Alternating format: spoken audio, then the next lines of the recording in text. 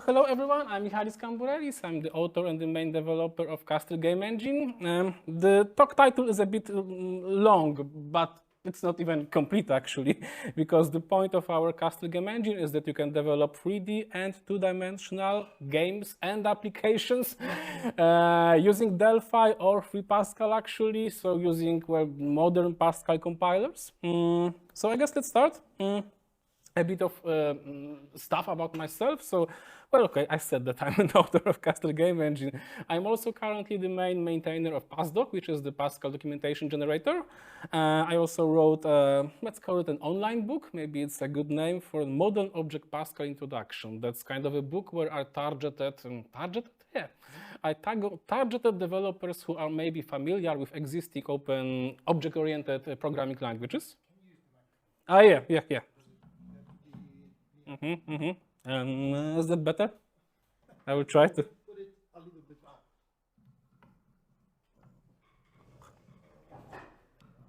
This way.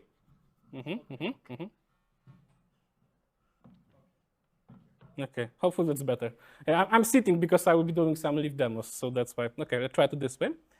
So I also wrote this book that is kind of directed at developers who may be familiar with existing open object-oriented languages like C++, Java, C#. My idea is that it's not really difficult to pick up Pascal because the concepts are the same. I'm also working at the Web3D and Chronos standards. That's a long text. Basically, I dabble in 3D standards. So that's how do you encode a three-dimensional model in a file. And that's very useful. That's like I have a very selfish reason for dealing with them, because this allows you, for example, to design models in Blender or Maya or 3ds Max and export them to some format like GLTF or X3D and then read them in Castle Game Engine.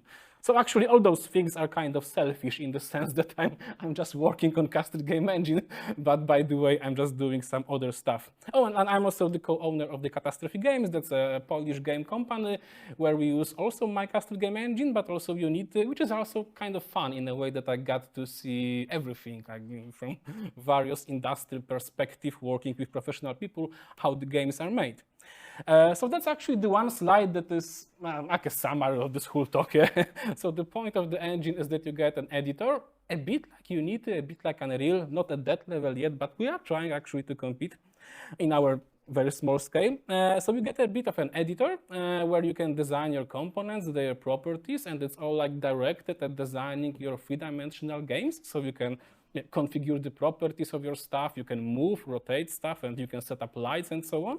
And then you can compile it. You compile it using Delphi or Free Pascal, and then in the end, you just get an executable file that you run on any platform that you would like to. There's some more text here. Yes? So as I said, it's a 3D and 2D engine. We have the editor, I said about this already. About Pascal, that's kind of important, and it's not that obvious if you come from the game development, I guess, crowd, is that our engine is made both in Pascal, and also your games are kind of, well, we recommend you to also use Pascal, of course. And that's not really that given. I mean, there are a number of languages, a number of game engines where, there's one language used to develop the engine, the other language, like scripting language, recommended to develop your applications in. In this case, yeah, I mean, it's easy, yes. I mean, if you are a developer using Pascal, then you can make games. And also, well, congratulations, you're also a contributor to the engine, yeah? Because you can just go ahead and edit the source code and you can do whatever you want in the engine. It's open source, it's free, as it says here. We are multi-platform, cross-platform. We support a lot of desktop platforms, mobile platforms, Nintendo Switch. We have even bigger aspirations, actually. We think about VR, WebGL, and Xbox. But there's a caveat here, which is that with Delphi, we support only Windows now. But actually, that's not true anymore. There will be a bit of, not maybe a surprise, but there will be a twist at the end of this talk, I guess. So actually, that's not true anymore. Okay, so first lie on this talk. Okay. So the editor. So let's do a bit like a walkthrough about how does the Castle Game Engine editor works. Let me just run it. It looks like this. Is it still good? Can you still hear me through the microphone? Or not really? Or I should do like this. Okay, I will try to do it like this. Let's see how it works. So the editor, as you can see, like we are inspired by a lot of other game engines. So let's try to create some new project. There's an empty template that is actually most useful if you already know your way around the engine. But I guess for the start, for the presentation purpose, it's best if I create a new project starting from some three-dimensional template. So how does it work? Well, on the left, you have the hierarchy of objects. And here you already come from the Delphi background. So you know that all those things that you can see here, they are really just instances of the Pascal classes. So like, for example, this thing is called main viewport, and it has the class tCastle viewport. And it's exactly the same in Pascal. I mean, in Pascal, you will have an instance called main viewport of the class tCastle viewport. And on the right side, you have, well, it's object inspector, you know it. Yeah? So on the right, you can edit all the properties of the selected component. And well, in the middle, we have something that is maybe like more interesting in terms of the game engine. So in the middle, we have opened the three-dimensional area where you can edit your game world.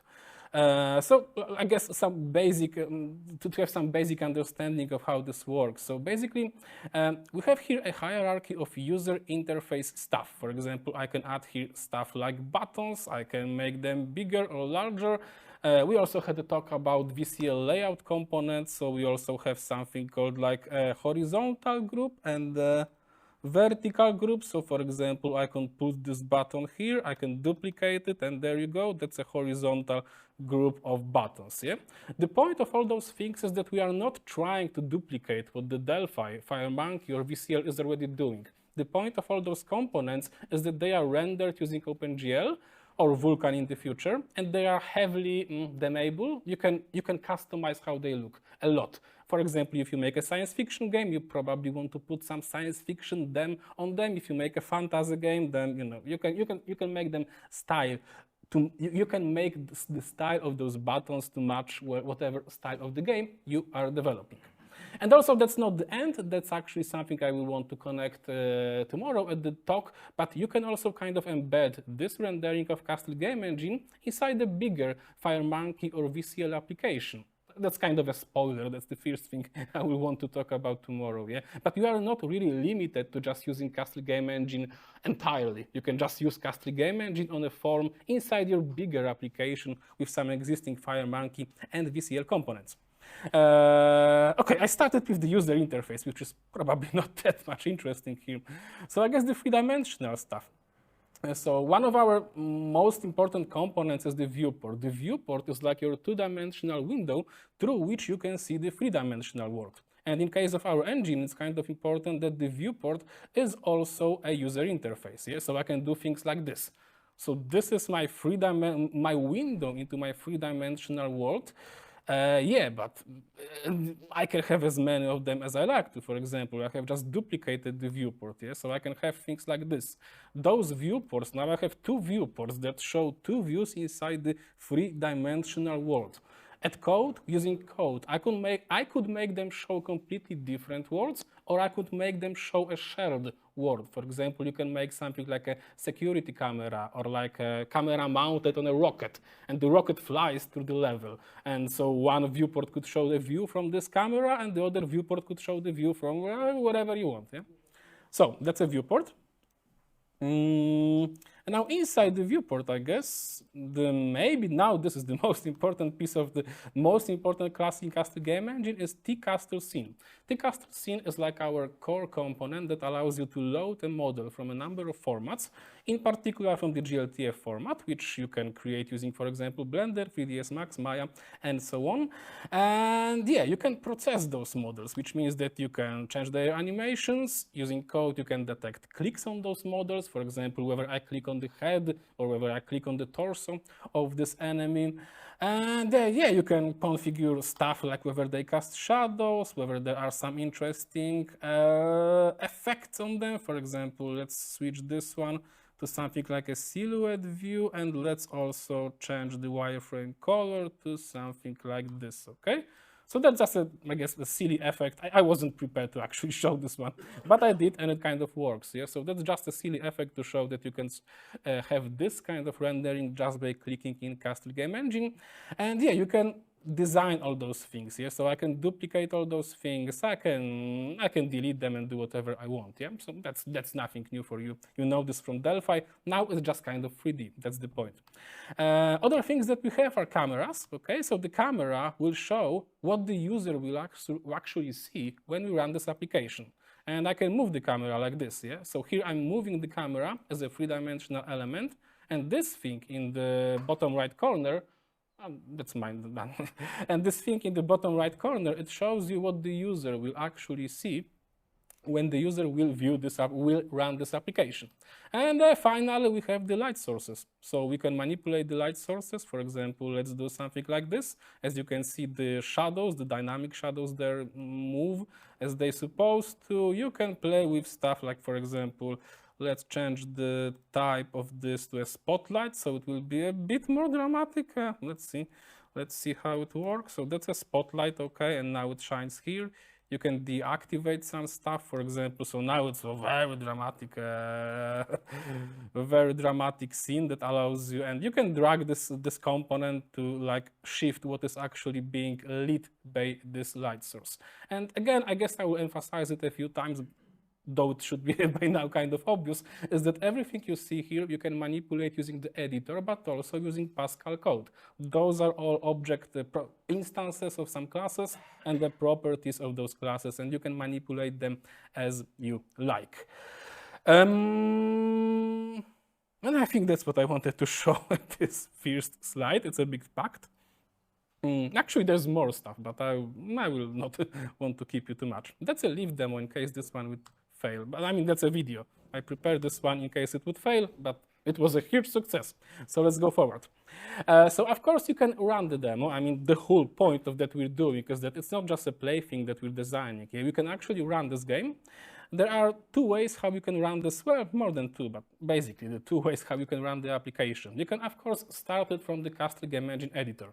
And there you just hit compile and run, F9, and then it will compile your project using the Pascal compiler that you have chosen, which in my case right now is compilation using Delphi. As you can see, you can actually switch between various, well, two compilers that we support. So if I hit this, it will... Okay, that's an amazing design. Okay, let's go for it. So let's go and let's try to run it. So it will now compile the engine using the Delphi command line compiler. That's not available, by the way, if you use the Delphi Community Edition. If you use the Delphi Community Edition, or if you just prefer to do it from Delphi, then you can, of course, also open this project up. And this is it. There's a sound. There's a sound that works. Oh, that was part of the demo, completely deliberate. So there's a sound inside this template. It works. The point of here was that we have actually run this demo. Now let me click play, and now, hooray! Yeah. So the demo that we have actually designed, as you saw a second ago, is actually working. As you see, we have some logic attached to those 4 soldiers, so that this makes them kind of moving left and right. Some other components that I just added to the scene a few minutes ago, they are just standing still because there is no logic, no code logic attached to them. But yeah, they work, yeah? And the light source also works. There's also a light source attached to the camera. It's like a headlight that shines from your eyes. That's why everything, that's why, for example, those walls, they are not completely black. We kind of shine a light from our eyes on those walls. But that's a, I guess, simple thing in many games to make things a bit brighter. Okay. Yeah, so that's our actually first game that we have kind of made using Castle Game Engine, not using any code yet at all. Another way to run it would be to just open this project inside from Delphi, because I guess important point that I'm trying to make now is that the Castle Game Engine project is not, it's just a regular directory with regular files. So the things that you see here at the bottom, so my new project, what did I, 3D. I have a lot of example projects.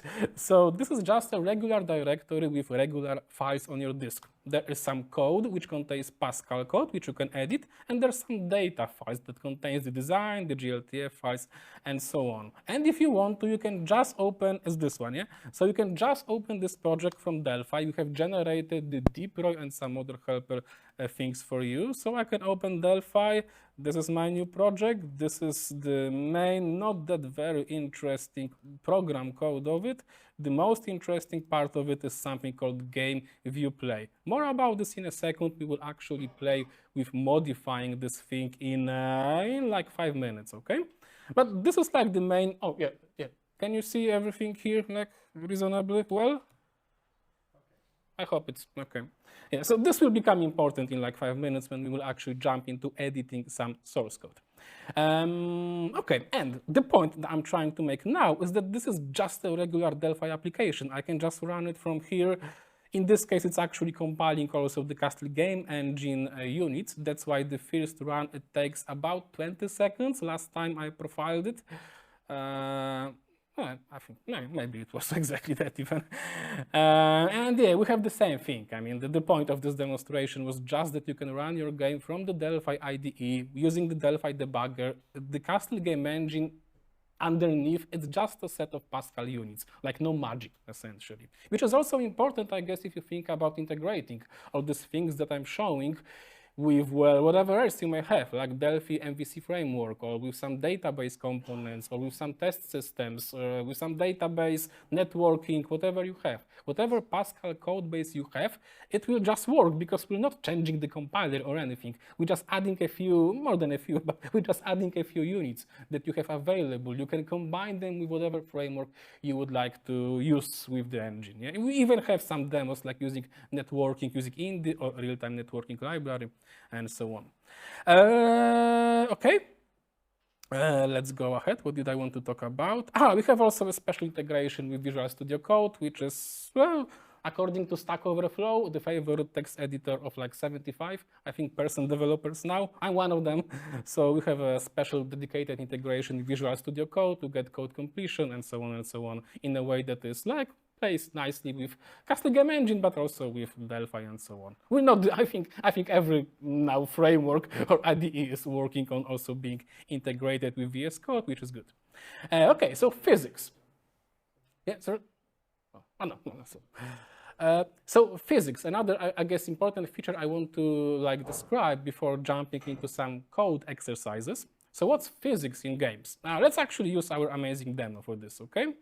But let's turn on everything. No, okay, so this will be good. So the physics, it's a common term in when you use game engines. So the physics engine, it means that you have a number of bodies. Typically, they are rigid bodies, which means that they can't be deformed. They are not like made from an elastic material. I mean, there are some advanced physics engines that support some elastic materials. We are not using yet an advanced. We are just using a simple physics engine called Craft, which is also made in Pascal. It's open source, it's great. And the point is that it allows you to define your world as a set of rigid bodies. So the things that cannot bend, but they can fly, then can collide with each other. And when they collide with each other, well, the same thing that happens in reality happens. So when they collide with each other, they will bounce off each other, and also they will fall down with gravity. And you can also define some custom forces. For example, you can define something like a whirlwind, or a directional force, or a force that pulls or pushes out of some point in the three-dimensional space. You can also have something like constraints, like hinges on the doors that allow to one physics body to be kind of attached to another one. So you can, so you can kind of define all those things. And here I just wanted to, I guess, do the simplest thing, do the simplest possible demo of the physics. So how you would go about adding physics to an existing project in the editor? Okay, so let's add a cube. Okay, that's a bit black, but I guess it should be good enough. It's a bit black because my sources here. Let's just do this thing, okay? Okay. We all. That's bright enough. Okay. So I have an amazing cube, okay? Now on this cube, I'm going to add a components called collider, rigid body, and rigid body. Those components tell the engine, our Castle game engine, and underneath the physics engine, how to treat this box. Well, how to treat this box is actually very simple because the physics engine natively supports something called the box, so you can calculate the collisions with a box, well, precisely, okay? So actually, no big thing about it. So I have one box, so let's make another. What I'm doing here, by the way, to create another thing is I'm using edit duplicate. That's a very handy shortcut for presentations, especially to create many copies of the same thing. So let me create another one and another one just to cause some chaos, okay? So that's, okay, so we have defined the boxes. Once I start the physics simulation, those boxes will fall down according to the gravity, because the gravity works by default. One thing to test it would be just to run the application, as you saw from Delphi or from the editor. But we have also something called physics simulation mode in the editor, which means that you don't need to compile your game, you can just run the physics simulation from here. And that was deliberate, yeah? You know why it happens probably. Yeah? Those boxes now fall into infinity. Why? Well, because by default, things do not collide. So this level, the physics engine did not even see the floor of this level. It wasn't accounted for in the physics calculation. But of course, the entire point is that you can very easily fix it. You can define a collider called mesh collider. And the mesh collider, it means that your level will collide as a set of triangles, which in simple terms, it means that it's colliding precisely as it should. So those boxes will fall down on it automatically. And by the way, the mesh collider also makes it static, which means that the level itself will not fall down into infinity. Instead, the level will be kept in place and the boxes should collide with it. Let's check if I'm not lying. Okay. So this kind of works. Once the physics simulation works, you can even actually animate some things. You can like drag things around and basically see what happens. So if I do some more things like this, I can actually cause some mayhem or just stupid fun. Yeah. During the physics simulation, you can actually modify stuff. That's something we want to actually employ more to allow you to actually experiment with what you're doing at design time, so even without compiling your application. And once you finish the simulation, everything goes back to normal, yeah? That's kind of experience you may know from Unity or some other game engines, yeah? So when the game is running, you can actually play with it. But then you're just playing with the running game. You have to stop it to actually modify the game. Okay, so that was, I hope, a useful demo of physics. There I have my contingency in case the leave demo didn't work out. So let me go through some bigger projects. I think we're even okay in time. So let me show you now some two bigger projects made using Castle Game Engine that are part of Castle Game Engine examples. So you will be able to see how they work and base your own programs on them.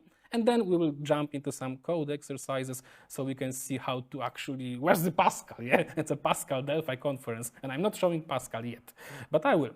Okay, so two bigger projects. One of them is the platformer example. Let's go ahead and run it. Okay. Oh, and by the way, that's something I didn't really start to explain. So each project is divided into a number of views. And in a very simple explanation is that a view in Castle Game Engine is a bit like a form in Delphi, VCL or FireMonkey, in the sense that a view is a visual design of something and it has an associated unit where you define code that typically is connected to, for example, buttons or other things within this design.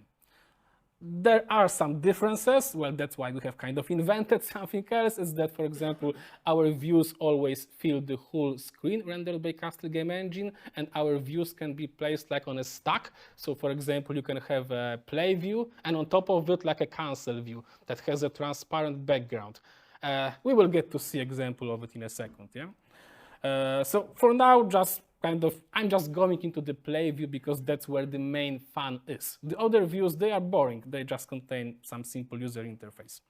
And the point I really want to make here now with this platformer game is that this is kind of a much more complicated setup than you saw a minute ago, but it's really using the same principles. So it's just a bunch of components with a bunch of properties. They have, for example, the player here. So let's select the player. So the player is just T-Castle scene instance, and it has the components rigid body and collider, in this case capsule collider, to tell the player how the physics should simulate this object. So it's just, you know, repeat 100 times what I showed you a minute ago, and you will get to this level. Yeah, it's just a matter of having some fun essentially with it. And as you can see, what I've done right now is I have run the physics simulation, and the only thing that happens in the physics simulation is that the player fell down with gravity. Okay, so not very interesting. But of course, we can actually run this game, and you can actually try to play this game. As a word of warning, I suck at playing this game. I managed to solve. I managed to beat this game actually once, but it's not easy. Anyway, so let's just execute it. Underneath, again, just Delphi compiler is processing this demo. Okay, so the first thing that we see is the main menu view. Now let me actually, just to show you that I wasn't kidding. So this is this view, yeah? So this is the main menu view. It has some buttons. As you can see at design time, they are not styled as they should. There are some technical reasons why, but basically it's a to-do. They will be styled in the same way as they are in the game. And yeah, you can like drag those things around. This is just a vertical group. I can create here more buttons if I would like to have them. I can assign actions to those buttons using Pascal code and so on and so on. Yeah? For now, the entire point of this is that I can do visual stuff that, well, doesn't make sense, but it can make sense if I would be thinking. Yeah. So let's run the game. Let's press the play, and okay. Now I know why it happens, because I have closed the console that is actually collecting the log output.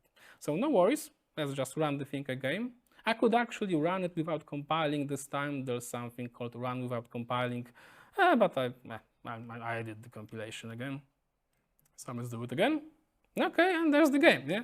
So there's the player, and it works using animations in the sprite sheets. We are using our own sprite sheet editor. They will kill me. So I can also pick up some weapon. I'm throwing some stones. They all follow physics. As you can see, when the stones collide with the enemies, then they actually hit the enemies. I can do something like a double jumping. And did I mention I suck at this game? Okay. I don't know where to go. Okay. Okay, maybe not that much. Yeah, but I can get here. I can get here. And by the way, no, don't run away. Okay, so there's the platform. Okay. So okay, if I would go there to the right and up, there's a key. Yeah. And actually, of course, we can actually cheat. I mean, in this time, you can cheat. We can cheat in a number of ways. Yeah. One thing how we can cheat as developers is, of course, we know the entire level. Yeah. So this is the entire level. So I know how it all works. Another thing how I could cheat is I could, of course, drag this player, and you know, that's so difficult. Okay. So let me just go here.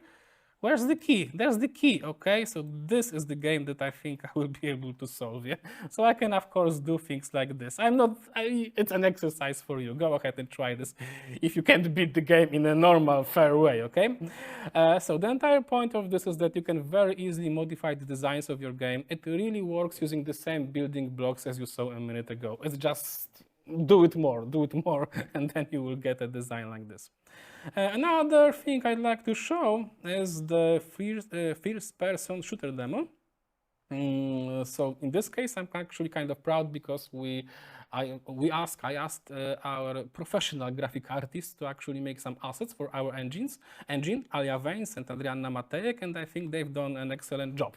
So this is kind of how it all could look like, and it does look like, when actually a real graphic artist in Blender with a lot of experience in Blender sit down to it and try to design something that is nice. Yeah, those spheres are just my test. Yeah, those spheres are just a test, so you can actually try to play with it.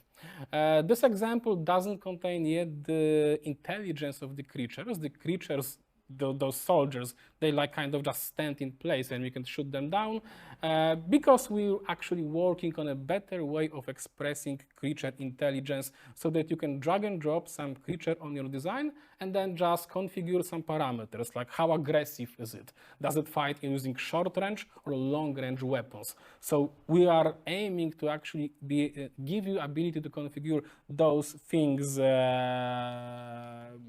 by clicking, not even by writing any code. And yeah, as you can see, I'm just running through the level and just shooting at them. And by the way, if you can see this thing in the right, you can see this thing in the right top corner of the screen, yeah? So that's kind of a mini map. That's done here in a deliberately very simple way. It's just a second viewport. A second viewport rendering the screen from above with your camera directed to the bottom, yeah? So that's how you can do those things. Okay, so those have been actually two things I wanted to show, like two bigger projects I wanted to show here. I guess one thing I would like to emphasize here is that also, like, Daniel was talking with me, like, you know, can you do a presentation like for games and then for business? Okay, so now you know the basics, yeah? Now you know that the Castle Game Engine project is just a regular directory on your disk. So how to add some model into the project? Well, just copy. Just copy the file. There's really nothing magic about it. So I have this GLTF file, and I just pressing copy, Control-C, and then I'm going Control-V to paste this into the directory structure of my project. So there it is. And now when I will go to the Castle Game Engine, inside data, there you go, there's my daemon, yeah, daemon.gltf. If I double click on it, it should open. If you will actually install the Castle Game Engine like a normal person, it will actually even open the preview of this model. Here I have this preview of this model in the right top corner. Now, what more can I do? Well, okay, I want to manipulate this scene, this object from the code. So let's first just drop this thing on the level. So I just drag and drop it from the files onto my viewport, and there it is. And finally, because we are going to finally write some code, let me just input some animations of it. Let me make sure that the camera actually sees it, like this, like this. Okay, it should be good enough, yeah? So now let's finally jump to code. So I said so many times that in Castle Game Engine, your Castle Game Engine project is just a regular Delphi project. So let's just open this thing in Delphi. I think it's this one, E. And then let's open the main piece of code that we will want to modify. So that's called game view main. You know that this should be game view main because we have opened here the design called main. So it's called game view main dot Castle user interface, like an LFM or DFM in Delphi. And then this has associated with it a Pascal unit called game view main. This unit has something that looks like a form class because it is very much similar to the form class. You can execute something when the view has started, which in our case means that the game has just been started. You can execute something every frame. That's a common thing you need to do in simulation, basically. So you want to execute something very, very often, more or less 60 times per second, though there is no guarantee. So if you want to execute something very, very often, well, you would place it here. And finally, you may want to react to user pressing some keys.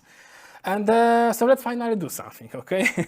So our entry point to actually access this model from code will be this name, exactly like in Delphi, yeah? So I have named this component now scene daemon1. This is automatic name, looks good to me, okay? So what I'm going to do is I'm going to copy and paste this name, scene daemon1, into my source code. And I'm going to paste it into the publish section and declare it like this. Now, this is something you may not be accustomed to because the Delphi, well, actually the same thing happens in Delphi, except you don't do it. Delphi does it for you, yeah? When you edit the forms, when you drop some components on a form, then the Delphi IDE is automatically adding all those components to the published section of your form. In case of Castle Game Engine, it doesn't happen automatically yet. Short version of the longer story is that it's a to-do. It will be done automatically, except we cannot actually do it completely automatically because in games it's actually common to have even hundreds or thousands of such components. and you only need to access a few of them from code. So like we don't want to cause a noise essentially in your code just when you're modifying something to have a visual look. So that's why I guess it's a to-do still, but it will be done. We will add a button like expose this component to code. Okay, I'm talking too much about things that are actually missing. So how to, what can I do with it, okay? So that's a scene daemon. What can I do with it? Well, anywhere I want to. For example, let's actually modify the press method that says what happens when somebody presses a key or on the keyboard or the mouse button. Anytime I want to, I can modify it. In particular, I can modify all the properties of the scene. And I don't even I guess I don't even need to check the documentation. The point of using the editor, and why I'm talking so much about it, is that the editor, just like you know in Delphi, FireMonkey, and VCL, using the editor is also kind of educational in the sense that it teaches you what are the properties that you can later access from code. So the same thing works in our case. So as you can see, okay, this scene daemon, okay, it has a property called translation. And well, okay, this one I will tell you, it's a property that has a type of t-vector3, which is a three-dimensional object. And yeah, it has those three numbers. And of course, I am able to change them. So if I want to change the translation of this object, let's say that every time user presses the X key, okay? So every time user presses the X key, I want to like move this thing up. So to move this thing up, I will change the translation, which is in common terms position of, it's a fancy word for position essentially, translation. So I can change the translation to put the object a bit higher, okay? Now the translation is something, if I would like to assign it, okay? So if I would like to assign it, so this translation is an advanced vector in Delphi of type t-vector3, okay? So like, for example, I can do things like this. I don't really want to do this because I don't have to, yeah? 10 minutes now, okay, thank you. So now if I would like to change the translation of this object, so the things I can also do with vectors. We have overloaded the operators that allow you to do some interesting addition on the vectors or the multiplication and subtraction and so on. So if I want to move something up, I'm just adding another vector to this thing that is 0, half 0. So it's moving me by half a unit in the y-axis. The y-axis is by convention the up vector in Castle Game Engine. And that's it. I mean, let's run it. Let's just see that it works. I will probably do some other, some remaining codec demos by just showing you a ready application. So yeah, as I said, I don't want to push us to the limit of the time. I did something wrong. Okay, of course. Yeah. As you can see, I'm not even paying attention where I'm pressing the F9 key. Sometimes I'm doing it from Delphi. Sometimes I'm doing it from Castle Game Engine Editor. It's all okay. It's just doing the same thing. Yeah? Okay. And now I'm pressing X. Each time I press X, this thing goes up. Yeah. Michalis, now if you regenerate the project, you lose your changes or not? Yes, I do. I mean, because this thing is not saved at all, in the sense that the saved version of the project, the design thing, it has this. I haven't saved it at all at any point in time to disk. If I would like to do, I have something called save user interface. So I could save the current view actually to a user interface called, well, okay, maybe that's not the best name, yeah? But I could actually save the entire design after my modifications from code. I could save them to file. And also, in case I want to know the directory that is writable, I could actually do this. So I could persist, that's I guess a fancy word for saving errors. So I could save my modifications, including all the components I have done, added and modified. I could save it to disk using just this simple line, okay? Now forgive me, I will not run it because it will probably explode because I made some mistake, but it should be that simple. If just work for a view with, let's say, 3 enemies, adding logic, collision, and then it's complete, and then I want to add a 4th enemies, and I don't need to lose all the work of the job done before, because I had to regenerate the project. I mean, But to be clear, what I'm doing right now is something. Let me. What I'm doing right now is showing you how the project works when you actually run it. Yeah. If you want to, you can of course modify the project at design time. This is what you would probably do if you would design a game or a business application when you know how many enemies are actually there. But if you, and that's maybe what you were asking, so if you actually want to like spawn the enemies at runtime, or using the business words, yeah, if you want to, for example, create some machinery at runtime to build, construct it, then yeah, you can use this thing that I've shown you. Let's go to some other changes, and I will just show you quickly then the ready project with them, okay? So not, yeah, because they are more or less equally simple. So I will just explain to you how they work, and you will like, and you will, and we will run it, yeah? We will just see the ready project, yeah? All right. So we have done now something simple, react to user pressing a key. Another simple thing you could do is you can write something on the console. Both the Castle Game Engine, this one is actually not run, yeah? So when you run the project using Castle Game Engine, at the bottom you get, if I run it, let's actually show it from, doesn't matter from where I show it. If I run the project from Castle Game Engine or from Delphi, it doesn't matter from where, then I will see a log of my application. I can send messages to this log using write-and log. And that's probably the most boring thing that I wanted to show here, so I don't know why I'm talking about this. Yeah, but there's a log and you can basically put there anything you want to.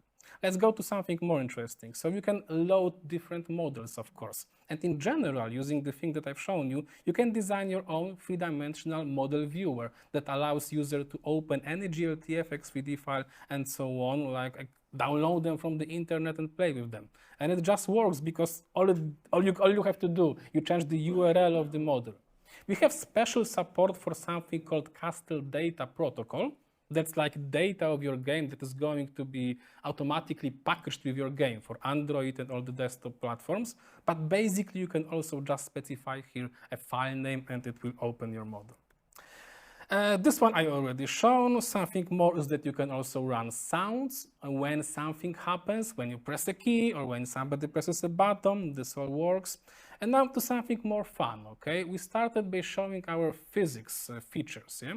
So we can actually also, so let's imagine this task, okay? So when I'm pressing the X button, I want to do something with the model, but not with the specified model, scene daemon 1. I want to do something with the model that is being pointed by my mouse cursor, okay? So how to do it? Well, I use the function called transform under mouse, okay? It also works on mobile. In this case, it's transform under finger, I guess, and it should have a better name. So if I want to do something with this, if I want to do something with this component, like for example, access its physical properties, I can find something called the behavior tcastle widget body. You have already seen how I was adding this component using the editor. Here I'm just showing you that you can also access this component from code. And once you have this component, this body in your hand, you can call a nice method called apply impulse. And apply impulse, it means apply a push, but using physics. So not an immediate shift of the object position. It will like push, kick, flick, whatever you want to call it, the model using the physics. And it will run. Some other thing is that you can also design things, like you can have a nested design.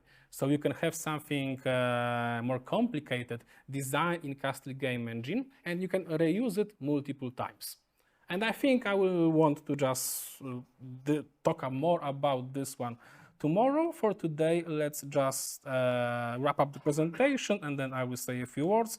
And let me, of course, show this demo that shows some of the features that I was talking about. So thankfully, I have kind of prepared an amazing demo that shows most of the things that I wanted to talk about today. Yeah, so we have some demons. They are animated. They are shadows. And yeah, let's just run it, okay? And let's see what happens. And this source code will be shared with you. I will send you exactly. It's not public yet, but it will be. What did I do? Aha, because I'm running it right now. Okay. So the exe is locked by Windows. It's also a bit of excitement when something in the leaf demo goes wrong. All right. Okay, so that's my demo. Okay, so I can rotate here. I can even move with camera. I didn't show it, but we have a component called walk navigation. You drop it, you have a walking navigation ready in your game.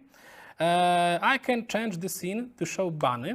So the code that is being executed by this is just this one simple line of code here. Yeah. So this one simple line of code, it changed this daemon into the bunny. And finally, let's test our X button, which allows us to find the transform under mouse and apply a physics push onto it. So there you go. I'm pressing X and amazing, yeah. So that's our best demo, yeah. So that's the game we have made in this first today in this first presentation of Castle Game Engine. I'm not sure if it's the best way to present the engine, but it is fun way, yeah. Okay. So. Some closing words. I will get to this design. Okay, thank you. Just a minute, like really quickly finish some words, and then I will. So I guess some things that I would like to. I like to say that I come bearing gifts in the sense that I like to talk about some fresh developments in the engine. We have something called bad chess game developed using our engine. And I have written 2 articles about it. They will be published soon in the Blaise Pascal magazine. They describe a lot of the things that I was telling today, but in a much more broader and better way. Basically, how to play around with physics, how to do some stuff using physics. And it's called Bad Chess because it's like there was a story that when I was learning how to play chess long time ago in a book, there was a story that the children initially have been playing chess in a very bad way. Instead of following the rules of chess, they were just throwing the chess pieces at each other. So I think that's a really fun way actually to play chess. So I have implemented it, yes. So you have this normal chessboard, but you're not following any chess rules. You can do like this, okay? And there you go. And that's the fun way to end. And I won. I guess I won because the king is down, okay? So that's the fun way to play chess. Yes. So that's the fun way to play chess, and you can follow those links which will be available to do on this slide to actually read how to do all this and also have a source code of this. And then I will make a demonstration of it tomorrow. I am working on, I'm almost finished. There's one more small to do on the Linux port of this engine in case of Delphi. So you are able, well, right now using one branch of the Castle Game Engine, just recompile your FireMonkey application or any application done using the Castle window, which is what I've shown you like 5 minutes ago, this weird daemon, yeah? So you can recompile this application for Linux using Delphi. It just works. I will show a demo of it tomorrow to not hold you. Some conclusion very quickly. So we're a community of Pascal developers. The point here I'm making is that I'm not making this alone because that would not be possible. Engine is free and completely open source. You can use it to develop proprietary applications. We have actually, we can sponsor, but we want to sponsor more work on the engine. I am right now sponsoring the one developer to just work on this development for the engine for half of his time. Andrzej Kliański, he's great. We want more in the sense that the more funds we have, the faster we can make some amazing features. The way we want to do it, well, we have 2 ways here, and maybe even 3. So one is that we're making commercial games using my Catastrophe Games company. The other is that we welcome your support on Patreon. And the third one, which is, if you want to talk about, we are open for any kind of, let's call it business-to-business cooperation. So if you're looking for some features, like I want to get this thing faster, or I want to get this done because now it's broken, or maybe I want to have consultations, how to do something, talk to me, and yeah, we can figure something out. We have a lot of plans, a lot of exciting plans. And I don't want to keep you for much longer. Thank you very much. This was the first part of the presentation. Second part tomorrow. Thank you. And maybe we have time for some questions. I don't know. Thank you very much.